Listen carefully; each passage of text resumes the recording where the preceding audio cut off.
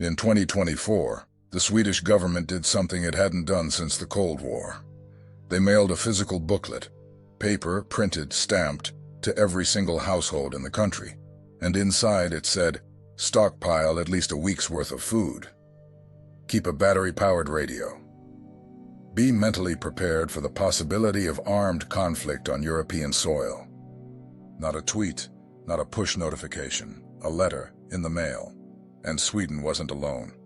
Finland updated its national emergency guide. Germany told its citizens to keep enough cash at home in case ATMs go down. Norway revised its civil defense playbook for the first time in decades. These are stable, wealthy, well-governed countries, and their governments are quietly telling their populations to get ready for something. Now, I'm not here to tell you that any of this was predicted by a dead psychic. But I am going to show you that two people, one from rural Kentucky in the 1930s, one from a small Bulgarian village in the 1980s, describe something that looks uncomfortable, similar to right now. And some of what they got right doesn't have a clean, rational explanation. Some of it does. I want to be honest about both. My name is George. I've spent years studying the intersection of documented historical forecasting, geopolitical signals, and disaster resilience. This channel is about taking that seriously, without the sensationalism, and without pretending the weird stuff isn't there. If this kind of content is useful to you, consider throwing a like on this video or subscribing. It genuinely helps. But more importantly, stay through to the end, because the part most people skip is the part that actually matters. Let's get into it. Here's what the internet gets wrong about Edgar Cayce almost every single time. It packages him as a mystic. Robes, candles, dramatic prophecy. The actual man was nothing like that. Cayce was a Sunday school teacher from Hopkinsville, Kentucky, 7th grade education. He spent most of his adult life working as a photographer and struggling financially. He was, by every account, a genuinely humble and confused person who had absolutely no idea what to do with the ability he apparently had. What was that ability? When he lay down, closed his eyes, and entered what he called a sleep state, he would answer questions. Medical questions, mostly. People would send letters describing symptoms. No internet, no phone in many cases. And Cayce would enter this state and dictate responses. His wife or secretary would transcribe them. Over 14,000 of these transcripts are archived at the Association for Research and Enlightenment in Virginia Beach, Virginia. Open to the public, cataloged, reviewable.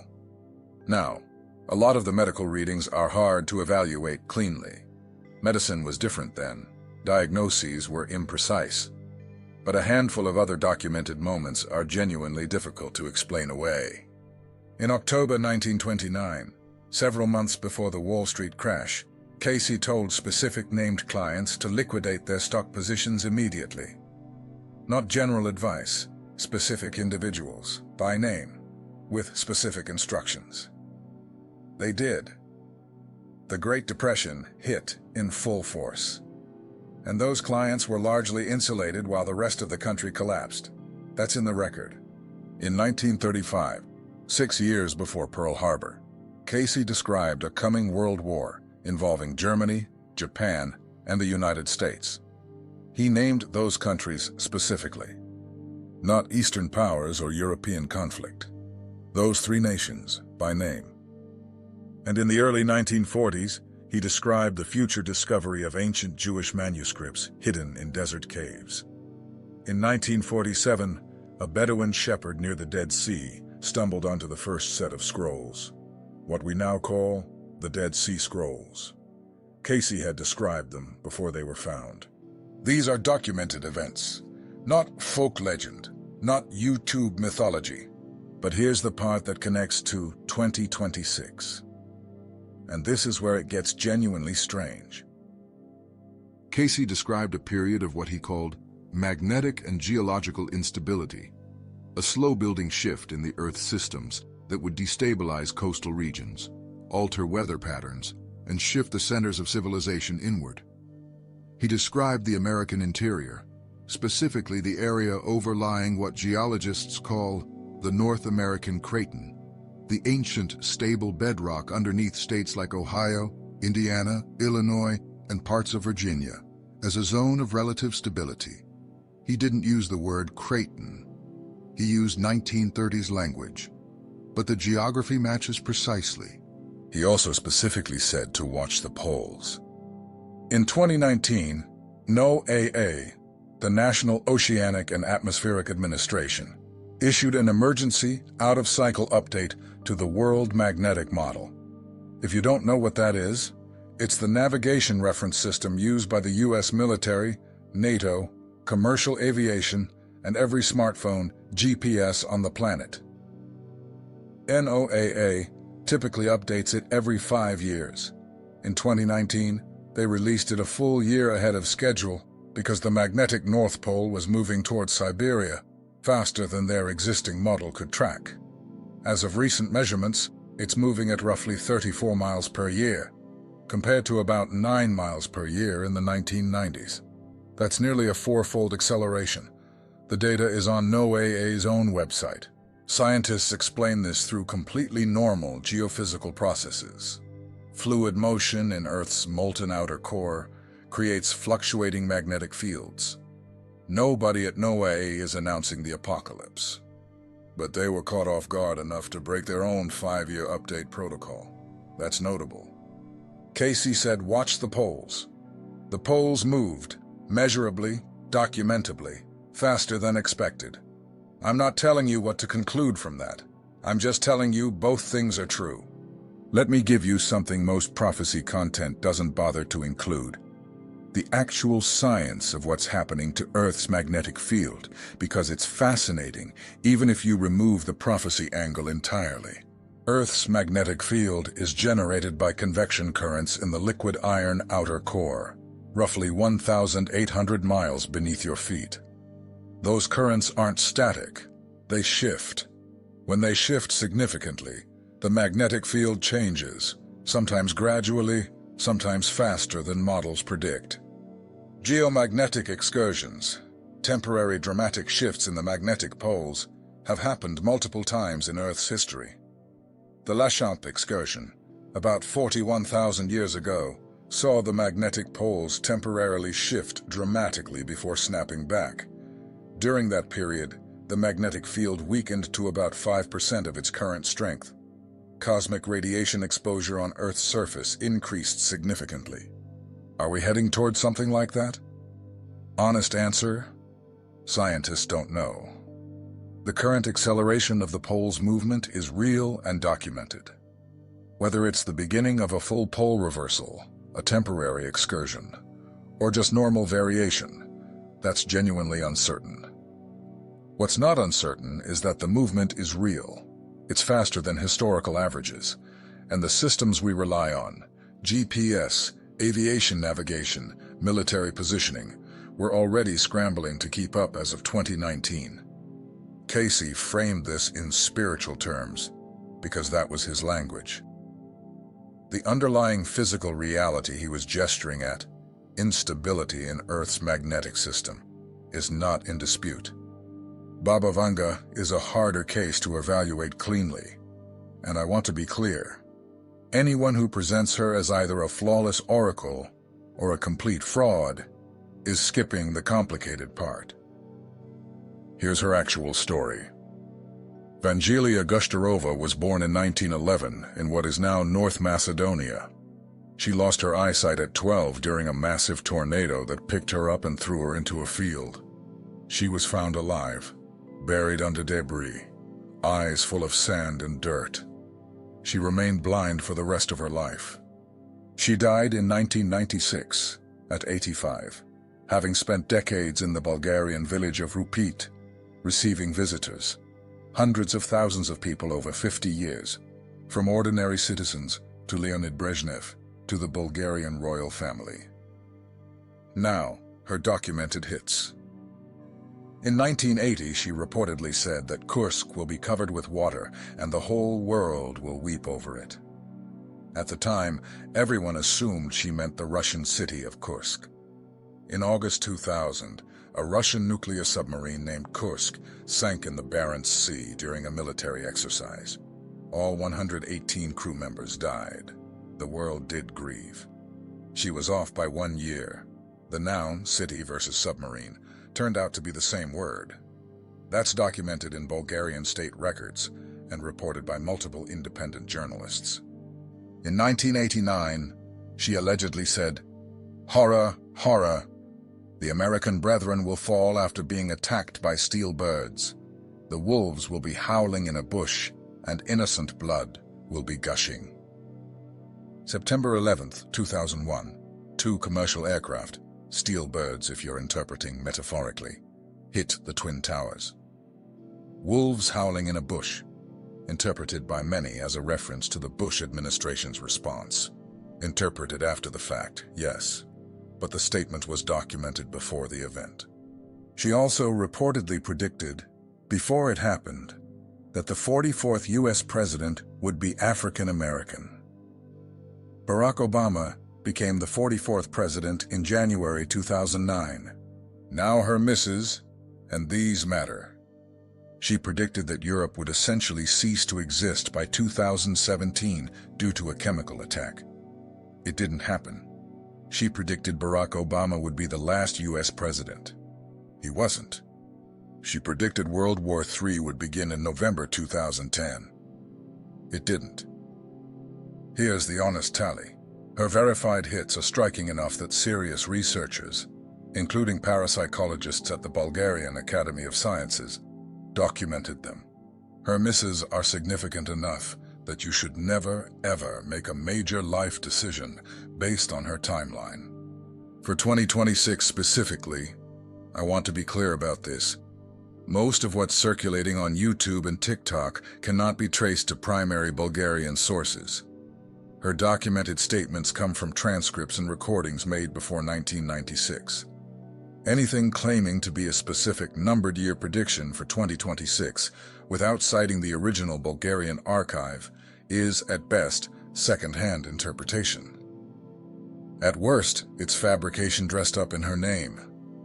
What is genuinely attributed to her in verified secondary sources: major conflict in Europe, significant natural disasters, and prolonged economic instability, framed not as a single event, but as a years-long transition, vague enough to apply to any turbulent decade, specific enough that 2026 sits uncomfortably inside that window. Here's what I keep coming back to. You don't actually need prophecy to take the current moment seriously. The documented facts on the ground are strange enough on their own. The Red Sea situation is real. Since late 2023, Houthi militant attacks on commercial shipping lanes in the Red Sea forced major carriers, Maersk, Hapag-Lloyd, MSC, to reroute around the Cape of Good Hope. That adds up to 14 additional days at sea per voyage and billions of dollars in increased freight costs. Lloyd's of London, which insures most of this cargo, tracked the economic impact in real time and raised war risk premiums dramatically. This isn't a minor shipping inconvenience. The Suez Canal corridor handles between 12% and 15% of global maritime trade. When that route becomes too dangerous, the ripple effects reach every American consumer: electronics, fuel, clothing, food. The government preparedness shift is real. We already mentioned Sweden's household booklet. But consider the broader pattern. Germany's Federal Office for Civil Protection updated its "Are You Prepared?" guide in 2024, specifically referencing cyber attacks and conventional warfare as planning scenarios, language that had been absent from German civil defense documents since the late Cold War. Finland, which shares a 830-mile border with Russia, has one of the highest rates of civilian bomb shelter capacity per capita in the world, and has been quietly upgrading those systems. Norway accelerated its home stockpile recommendations. These are not fringe governments. These are stable Nordic and European democracies with functioning intelligence services. The shelter market is real. Bloomberg reported extensively in 2023 on a surge in luxury underground bunker construction across the United States. The Survival Condo Project in Kansas, a converted Atlas ICBM missile silo, sold individual residential units priced between $1.5 million and $3 million. Sold out completely. The buyers were not, by and large, conspiracy theorists stockpiling canned goods in their basements. The documented buyers included tech executives, former senior government officials, and Wall Street fund managers. People with the most access to real intelligence, the most resources, and the most sophisticated risk assessment are quietly making that bet. The water infrastructure concern is real. The 2025 report from the American Society of Civil Engineers gave U.S. drinking water infrastructure a grade of C-, unchanged since 2021, with the EPA estimating a $625 billion funding gap needed to bring systems up to safe standard over the next 20 years.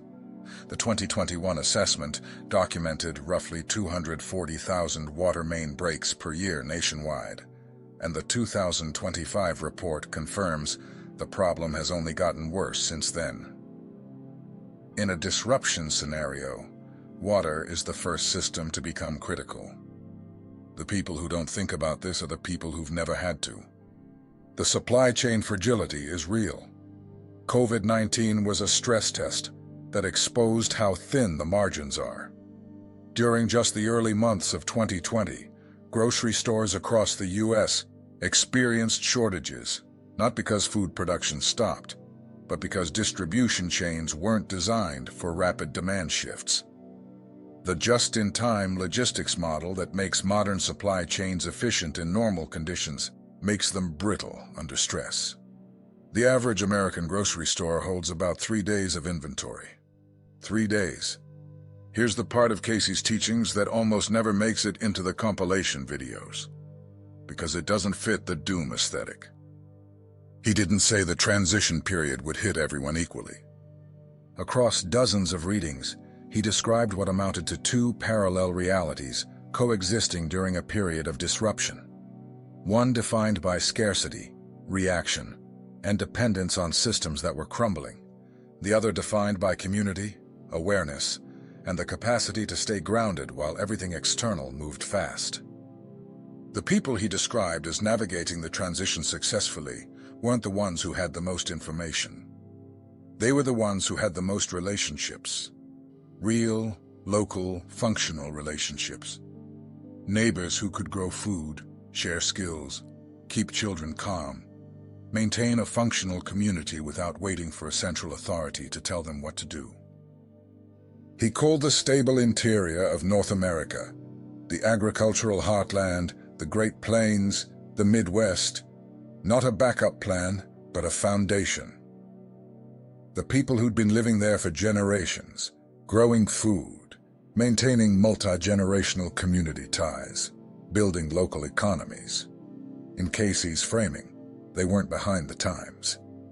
They were already living the answer. And then there's the Russia angle, which almost always gets cut because it complicates the narrative too much for either side of the geopolitical internet to be comfortable with. In 1944, Cayce said that from Russia would eventually come the hope of the world. His words. He didn't mean Russian geopolitical dominance. He explicitly framed it as a philosophical and spiritual shift, a movement toward community, toward the prioritization of shared human dignity over individual accumulation.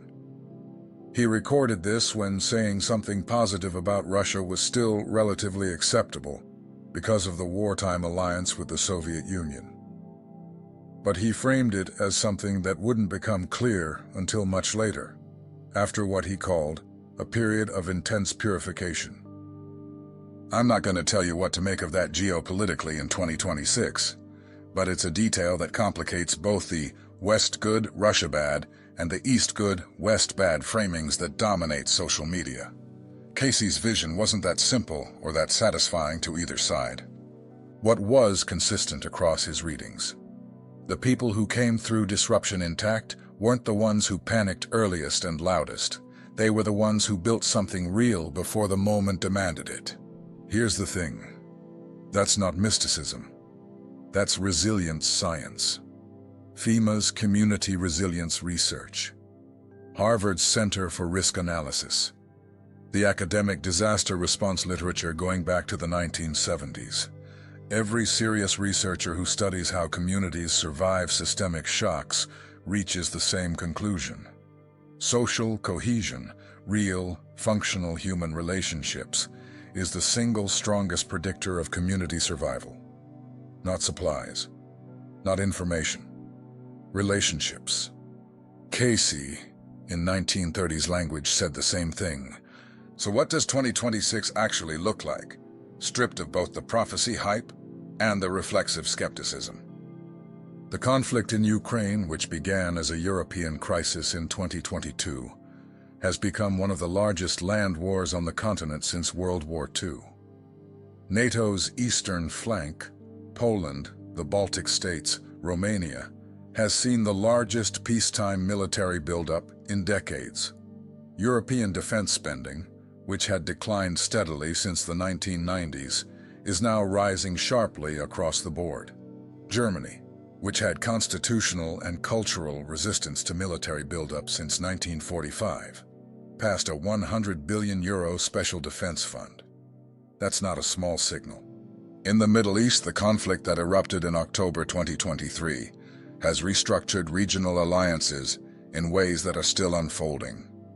The Houthi Red Sea disruptions, Iranian proxy activity across the region, and the strained relationships between the U.S. and traditional Gulf allies are creating a geopolitical environment that hasn't existed in this form since the 1973 oil crisis. And that crisis caused the longest gasoline lines in American history. Domestically, the U.S. is managing a debt ceiling that has been extended rather than resolved, an infrastructure deficit that has been acknowledged but not funded, and a political environment that makes the kind of long-term planning required to address systemic vulnerabilities nearly impossible. And underneath all of this, the physical signals. The magnetic pole moving faster than expected, increasing frequency of extreme weather events, coastal flooding patterns that are measurably shifting. Not in the distant future, but now, affecting real estate valuations in Miami, Charleston, and New Orleans today. Cayce's framework, taken not as literal prophecy but as a pattern, looks like this: a convergence of geophysical, geopolitical, and economic stresses arriving in overlapping waves, not a single catastrophic event. That's also what most serious risk analysts describe when they're being honest about systemic risk. So here's where I land after all of this. Cayce had a documented partial track record, specific enough across enough verified instances, that dismissing it entirely requires a particular kind of motivated reasoning. Vanga had a partial track record, striking in places, wrong in others, and largely obscured by second-hand mythology that's impossible to verify. The physical and geopolitical signals they pointed to, magnetic instability, coastal vulnerability, Middle East supply chain fragility, economic system stress, are real phenomena that don't require prophecy to justify taking seriously. They're documented by governments, research institutions, and insurance markets. What I push back on is the idea that 2026 is a light switch, that there's a specific date when everything tips over. Every generation has believed it was living through the hinge point of history. Sometimes they were right. More often, the changes were real but slower and stranger than anyone predicted. What seems to hold, across Cayce, across Vanga, across every serious long-range thinker who's looked honestly at systemic risk, the people who navigate disruption best are not the ones who panicked first. They're the ones who stayed clear-headed long enough to build something: relationships, skills, local community, tangible capability, before the moment demanded it. That's not a prophecy. That's just pattern recognition from every major historical disruption on record. The people who survived the Great Depression in the best shape weren't the people who knew it was coming first. They were the people who already had root cellars, gardens, neighbors they trusted, and skills that didn't depend on a functioning economy. The message isn't dread. It's preparation, not isolation, connection. The asset that matters most in every scenario isn't gold or ammo or a bunker in Kansas. It's people. Real people, in real places, who know and trust each other. Before I let you go, one thing. Drop a comment below and be specific. Which part of this landed for you? Was it the NOAA magnetic pole data? The pattern of European governments issuing physical preparedness guides? The Cayce Russia prediction that almost nobody talks about? Or something else entirely? I ask because I read the comments, actually read them. And the answers genuinely shape what I cover next. If enough people point to the same thread, I'll pull it and dedicate a full video to it. If someone in your life has been sitting with these questions and not quite finding the right frame for them, share this with them. Not because it's scary, because the honest version of this conversation is actually more useful than the alarming version most people encounter. This channel doesn't run ads, doesn't take sponsorships, and doesn't have a media company behind it. It's just research, time, and a genuine interest in getting this right. If this kind of content is worth something to you, you can support it directly. There's a link in the description. Even a small contribution keeps this going. I'll see you in the next one.